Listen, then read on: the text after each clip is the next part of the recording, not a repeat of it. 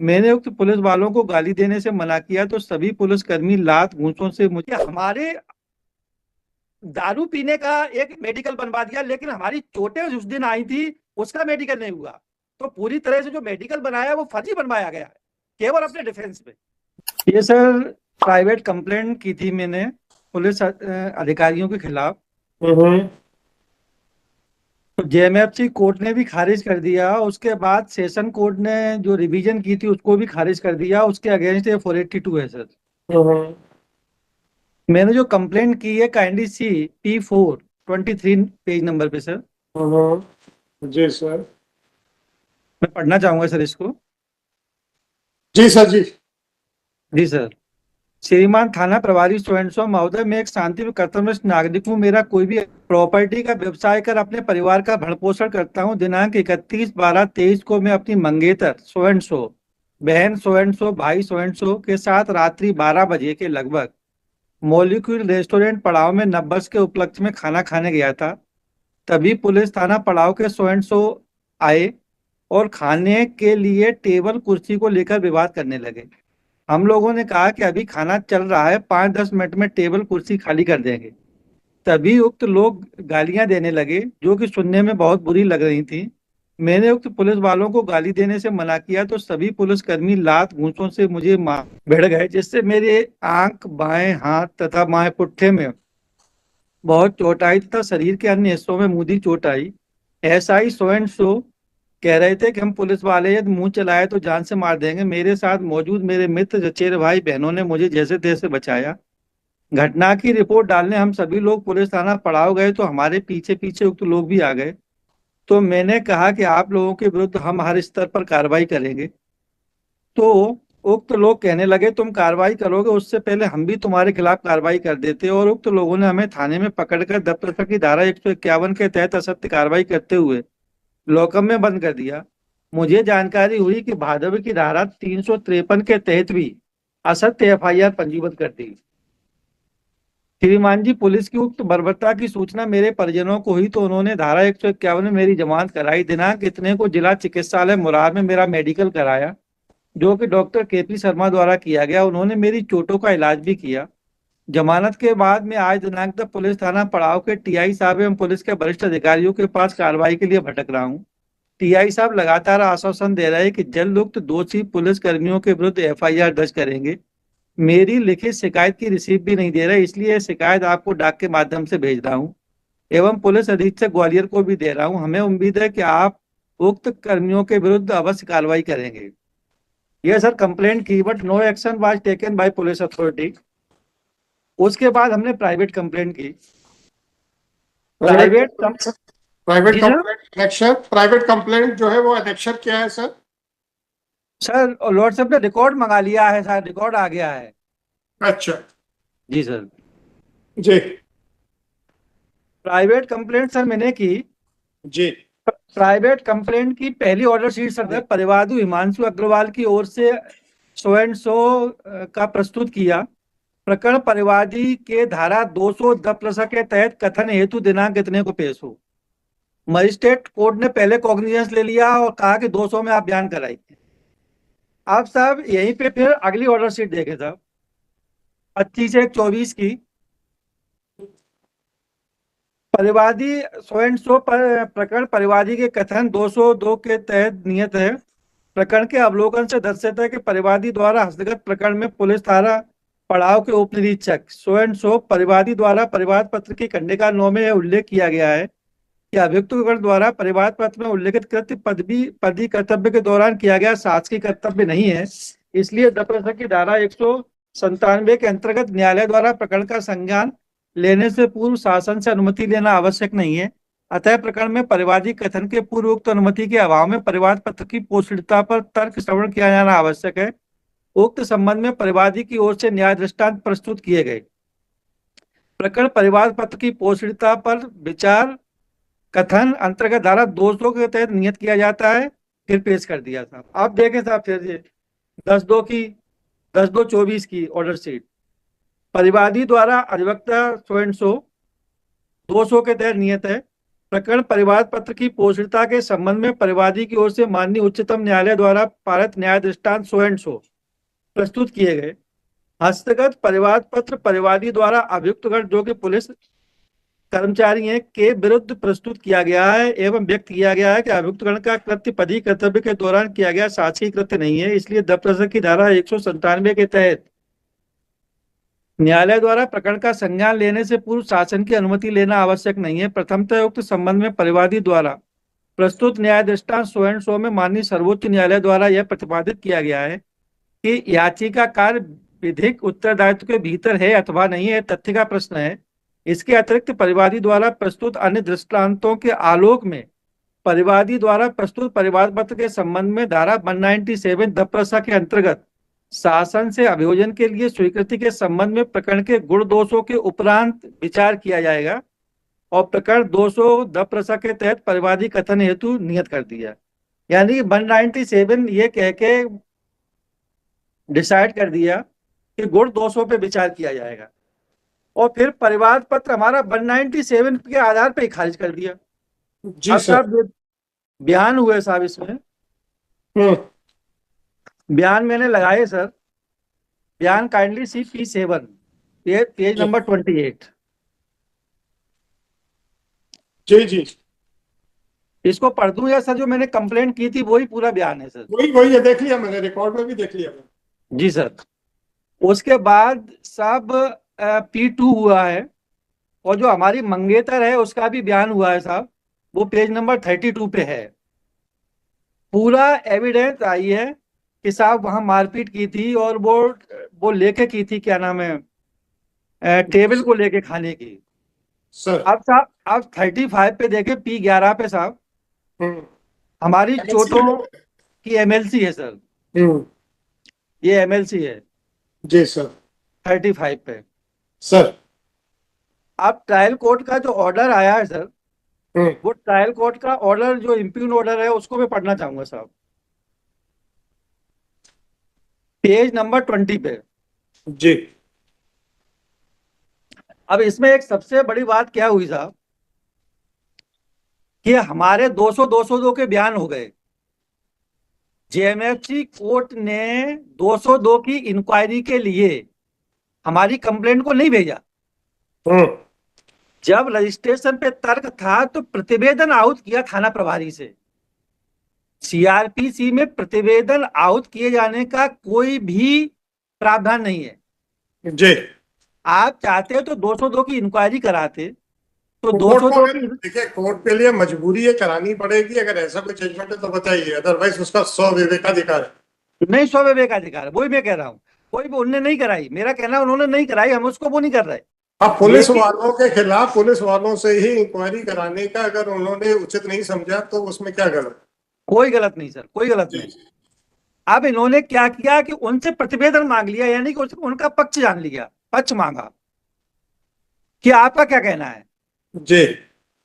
तो उन्होंने अपना पक्ष कोर्ट में रखा कि साहब हम ड्यूटी के दौरान वो कर रहे थे लॉ एंड ऑर्डर, और वहां पे ये विवाद हुआ इसलिए 197 और ये दारू पिए थे, इस तरह की उन्होंने रिपोर्ट पेश कर दी। जी सर। तो मेरा निवेदन है कि एक तो जो प्रतिवेदन मंगाया है वो अनलीगल मंगाया है, इलीगल है। ये CRPC में कई प्रावधान नहीं है। मैं 202 की इंक्वायरी का इसलिए लॉर्डशिप के सामने आर्गुमेंट कर रहा हूं कि अगर 202 में अगर हम उस प्रतिवेदन को इग्नोर कर दें जी और कोर्ट की फाइंडिंग्स को इग्नोर कर दें तो भी मेड आउट होता है, तो मेड आउट होता है सर। आपके हिसाब से केस मेड आउट होता है कि नहीं, बस इस पे बहस कीजिए सर। बस बस बस वही मैं करना चाहता हूँ, वही मैं करना चाहता हूँ सर। जी। आप साहब ये देखें कि पेज नंबर 20 पे जो फाइंडिंग है ट्रायल कोर्ट की भी मैं पढ़े देता हूँ। जी। प्रकरण के अवलोकन से दर्शित है कि परिवादी द्वारा जो घटना दिनांक समय बताया जा रहा है वह नववर्ष का उपलक्ष्य है और तत्समय समाज में असामाजिक तत्वों की संभावनाओं से इनकार नहीं किया जा सकता है। ये कैसी कल्पना की है ट्रायल कोर्ट ने? नववर्ष जैसे उपलक्ष्य में समाज में लॉ एंड ऑर्डर बनाए रखने के लिए प्रशासन कई नियम कानून विकसित करता है जिसका पालन पुलिस कर्मचारी द्वारा किया जाता है। वर्तमान परिवार पत्र के अनुसरण में प्राप्त प्रतिवेदन में वर्णित रोजनामचा साना से दर्शित है कि परिवार पत्र में घटना दिनांक समय अभियुक्तगण शासकीय कर्तव्य पर थे जिसका निर्वहन उनके द्वारा किया जाना था और अपने साथ के कर्तव्य के निर्वहन में उनके द्वारा निश्चित समय घटना दिनांक को रेस्टोरेंट बंद किया जाना था उपस्थिति दर्ज होती है। ये पूरा कल्पना के आधार पर हमने जो एविडेंस दिया, मेडिकल दिया, 202 के बयान 202, उसको कोई कंसीडर ही नहीं किया।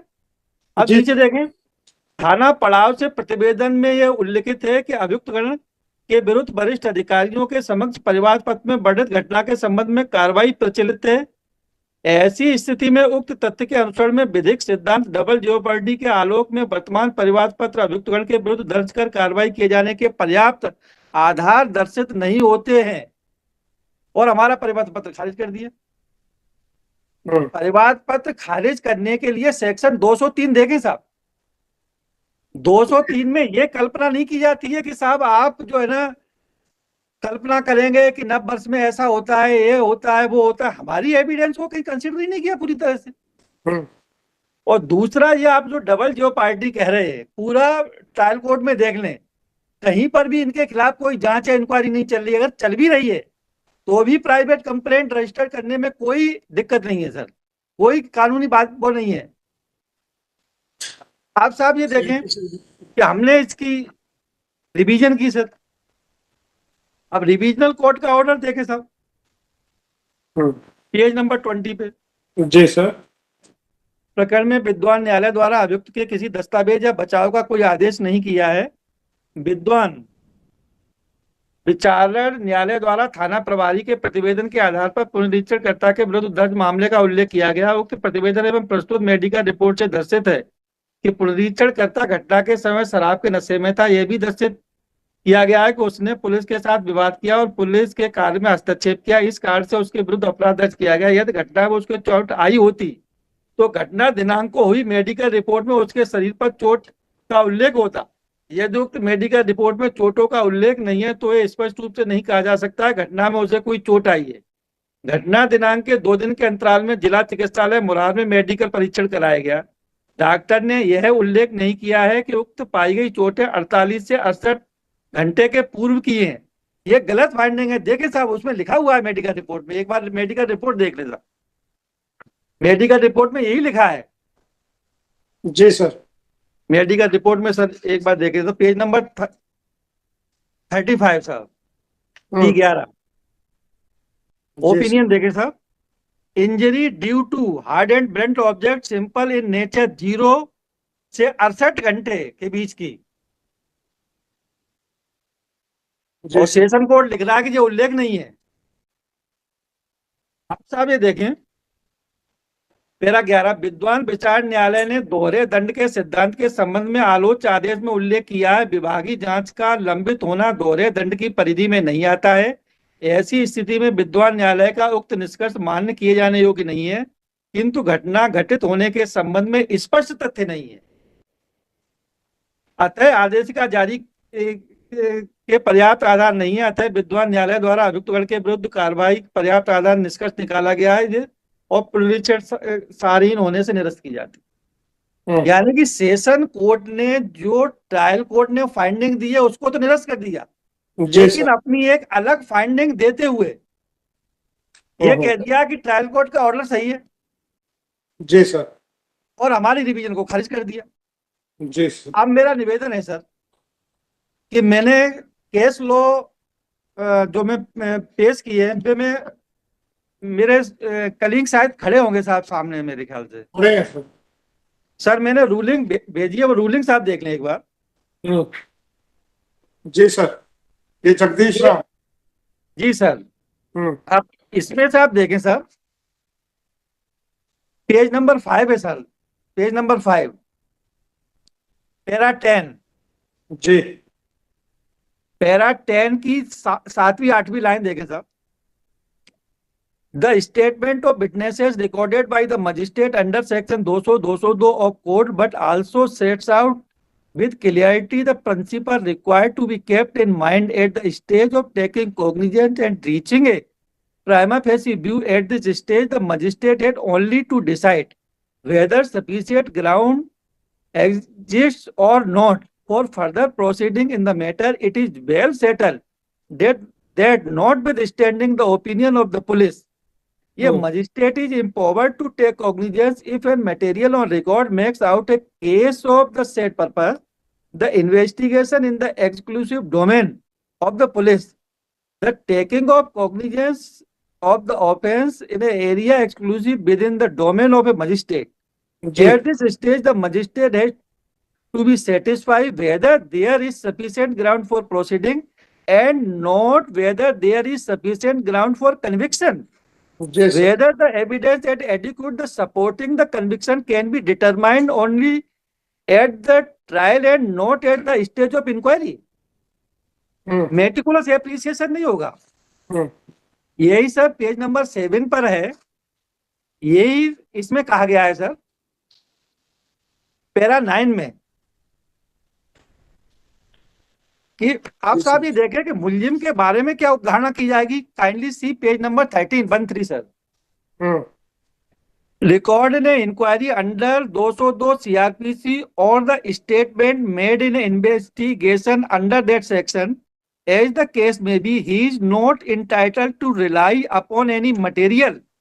Besides this, where there is prima facie evidence, even though the accused may have a defense, that matter has to be left to be decided at the appropriate forum at the appropriate stage, and issue of process cannot be refused.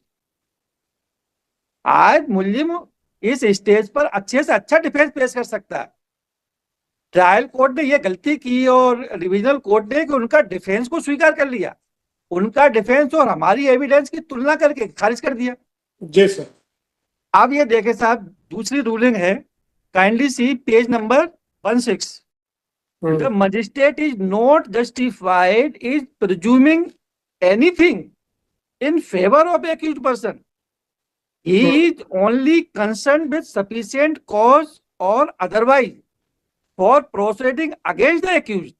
Thus, the meticulous weight of evidence is deprecated at the stage of section 203 and 204 CRPC.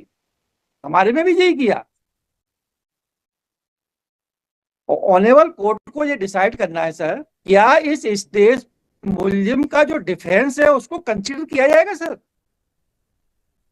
ठीक sir. फिर तो कोई अब मेरा निवेदन है, और मेरी एक चीज और बता दीजिए सर, आपका कहना कि उसको प्रतिवेदन नहीं बुलाना चाहिए। जी जी बुला सकता हूँ जी सर। क्या 202 में पुलिस से इंक्वायरी रिपोर्ट सर आवाज, जी सर आवाज नहीं आ रही सर। कहना था कि प्रतिवेदन नहीं बुलाना चाहिए था। जी सर। तो क्या 202 में पुलिस से रिपोर्ट नहीं बुला सकता थे? नहीं साहब, इंक्वायरी रिपोर्ट बुला सकता है, इंक्वायरी रिपोर्ट देखे। इंक्वायरी में कोई इंक्वायरी नहीं की, हम लोगों को कोई बयान नहीं लिए। इंक्वायरी ऐसी नहीं हो सकती। कहाँ बयान लिए इंक्वायरी? आप प्रतिवेदन देखे ना साहब, प्रतिवेदन में उनने कोई इंक्वायरी नहीं की।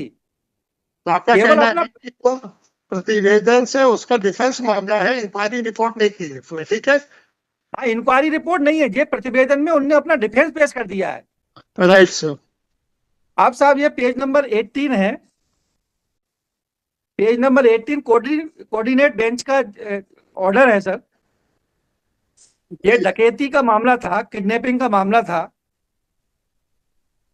और इसमें ये सारी रूलिंग को कंसीडर किया गया था सर। जी सर। और पेज नंबर 21 के लास्ट में 5वीं 6वीं लाइन में ये कहा है कि जो ये देखे सर, जी 21 नीचे से 5वीं 6वीं लाइन, जी These two witness prima facie appears independent witness. They have stated that just after the release of the petitioner from the dacoits by the police during encounter, he gave statement to the police round in which he has stated against respondent number so 8. One side statement of these witnesses on oath are available, and on the other side, the aforesaid mentioned statement recorded under section 161 by police crime number so and so available as observed by the apex court in the case of Jagdish Ram so and so, decided where there is sufficient ground to proceed against the accused persons not whether there are sufficient ground conviction. This is not the point of the consider at the stage. Right. आज अब मेरा निवेदन साहब इसमें यह है कि इस स्टेज पर आज आप इंक्वायरी मंगाते 202 की, तो इंक्वायरी में हमारा पक्ष भी आता, हमारे भी स्टेटमेंट आते। फिर भी मैं कहना चाहूंगा, जितनी भी मैंने रूलिंग पढ़ी है, कि पुलिस की इंक्वायरी आने के बावजूद अगर हमारे स्टेटमेंट और हमारा जो मटेरियल है उससे प्राइमा फेसी मेड आउट होता है तो मजिस्ट्रेट कॉग्निजेंस लेने के लिए बाध्य है। ठीक सर। आप साहब इसमें देखें कितनी बड़ी बात है कि हमारे दारू पीने का एक मेडिकल बनवा दिया, लेकिन हमारी चोटें उस दिन आई थी उसका मेडिकल नहीं हुआ। तो पूरी तरह से जो मेडिकल बनाया वो फर्जी बनवाया गया है, केवल अपने डिफेंस में। जी सर। पूरा देख ले, कहीं पे भी वो नहीं है। तो मेरा निवेदन है कि जितनी भी रूलिंग है honourable supreme court, high court, कि इस स्टेज पर मुलजिम के फेवर में कोई भी उपधारणा नहीं की जाएगी। आज मैं ये कह रहा हूं कि कोई भी कंप्लेंट हम पेश करें और मुलजिम का पक्ष लिया जाए तो मुलजिम एक अच्छे से अच्छा अपना प्ली ऑफ एलए भी पेश कर सकता है, कुछ भी पेश कर सकता है, तो फिर तो ट्रायल पे चलेगी नहीं किसी भी मामले में। सर अभी बीएनएसएस में तो वो प्रोविजन आ गया। जी सर। बीएनएसएस में कोई प्रोविजन आ गया, परंतु चूंकि ये बीएनएसएस के आने से पहले का है इंसिडेंट, जी सर। जी सर। इसलिए वो आपका मैं आर्गुमेंट सुन रहा हूँ, क्योंकि उस समय सीआरपीसी लागू थी और उस समय एक्यूज को कोई राइट नहीं थी। जी सर। जी सर। राइट पर, लेकिन बीएनएसएस के बाद लॉ कुछ चेंज हो गया है। But anyhow sir, I will consider this. जी sir. Thank you. Oblige sir.